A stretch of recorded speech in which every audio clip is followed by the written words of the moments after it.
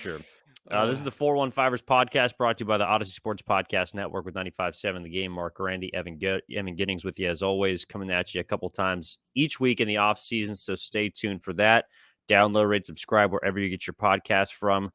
Okay, so we have established at this point that the Niners have some reflecting to do, that the Eagles also have some reflecting to do, that the 49ers players were not necessarily wrong, but in their trash talking, I don't believe they were necessarily right. I think we've also established that Patrick Mahomes has had the best start to any career of professional sports in America. Also, I think that right now he is still slotted behind Joe Montana and Tom Brady.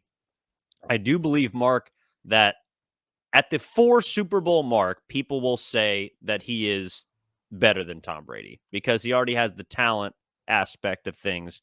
So no matter how much he wins, there will be, like you said, he's going to be chasing a number. But Joe Montana has never lost in a Super Bowl. But I do think there is also that talent aspect of Montana just won.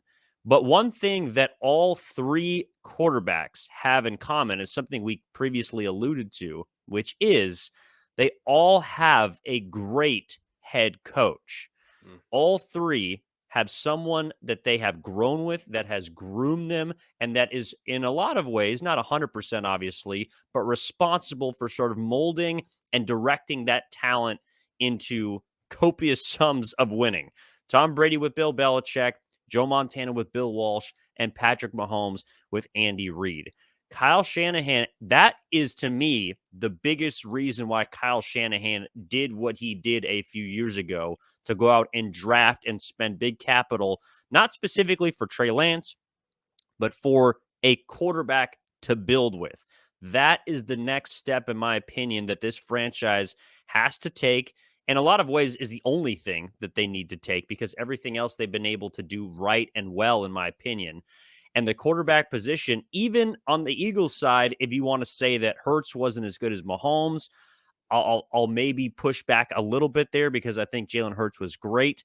But looking for the quarterback of the future has to be and should always be, in my opinion, priority number 1 for an organization if you want to have sustained success. And we've already seen it in San Francisco in the 80s, and now looking forward in the 2020s. It is going to be a tall task, but to me, Mark, that is the last key, the last step of the equation to San Francisco getting back to where it needs to be, which is in the game we just watched yesterday.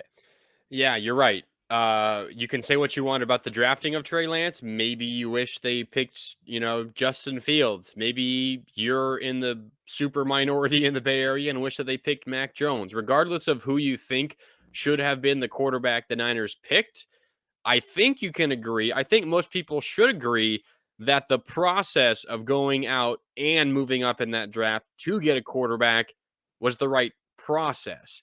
They identified their weakness on their roster. They identified what they're missing, compared to other Super Bowl winners, compared to Super Bowl winners.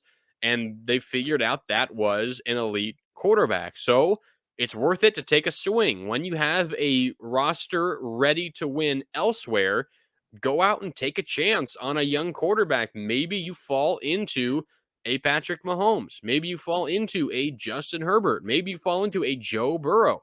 Maybe you get lucky in the second round and you pick up Jalen Hurts. Like, that is what wins you Super Bowls. So the Niners obviously made the right choice in trying their best to acquire a good quarterback, a great quarterback, but it just hasn't quite panned out for them yet. So they're still searching for that. They hope Brock Purdy is it, but no one's going to ever say anything like Brock Purdy's on the same level as a Patrick Mahomes or a Justin Herbert or a Josh Allen.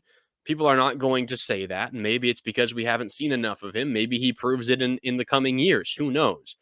But if you're to go around the NFL, Evan, and ask, and you could get an honest answer from every single head coach, general manager, every single team, how many teams are actively looking to improve their quarterback position? I mean, it's what, all but 5? All but 5 across the entire league? I mean, everyone is still trying to improve their quarterback position. And while Kyle Shanahan would answer that question, no, He's going to tell the media, tell the public, no, I'm happy with our quarterback position, which he said 2 weeks ago. That's a lie. They clearly want to improve their quarterback position. Every team except the team that employs Mahomes, Allen, Burrow, Herbert, and who else am I missing? Is there one other out there? There's all but 4 or 5 teams are trying to get better at the quarterback spot. Niners are included.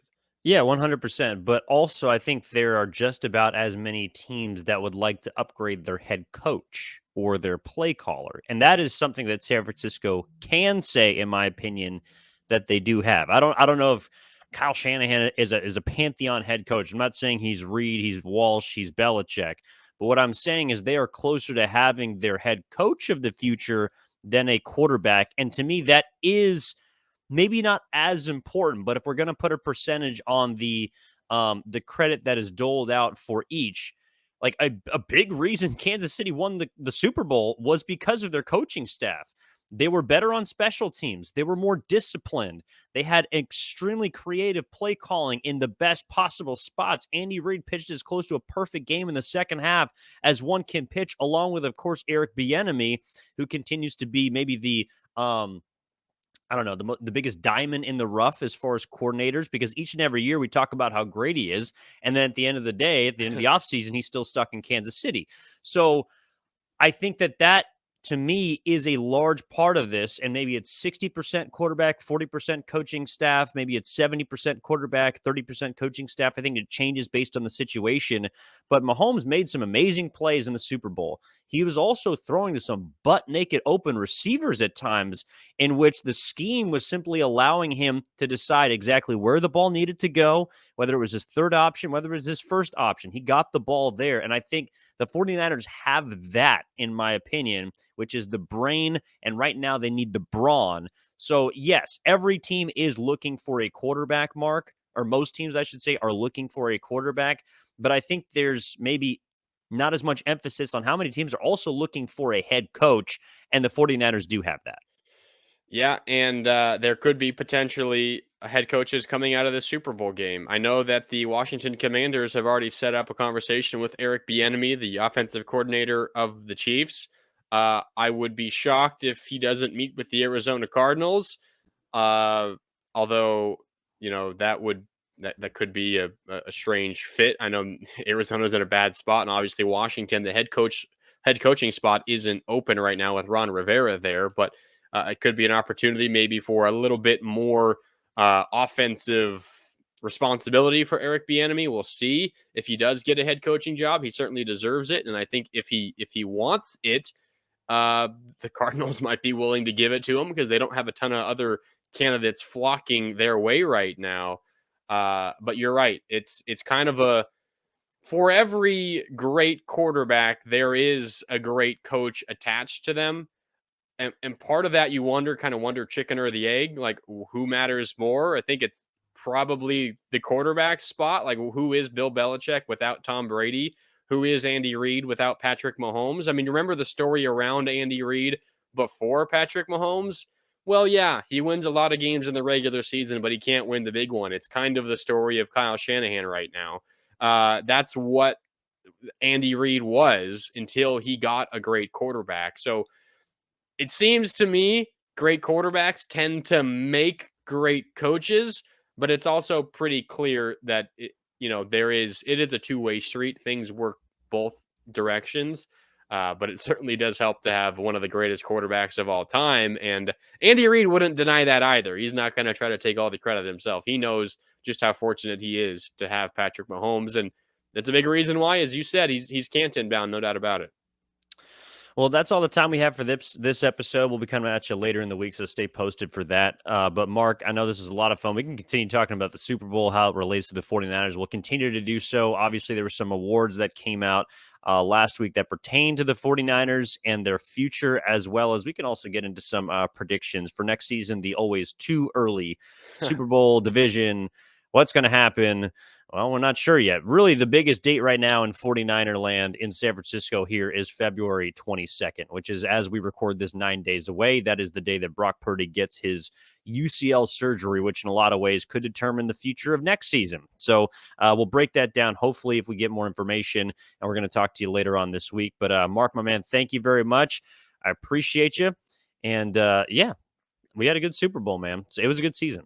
It was. Niners made it all the way to the second to last week of games of the year. Unfortunately, they couldn't make the last one, but still a fun game. And now they gear up, try to do it again in 2023. Looking forward to it, Evan.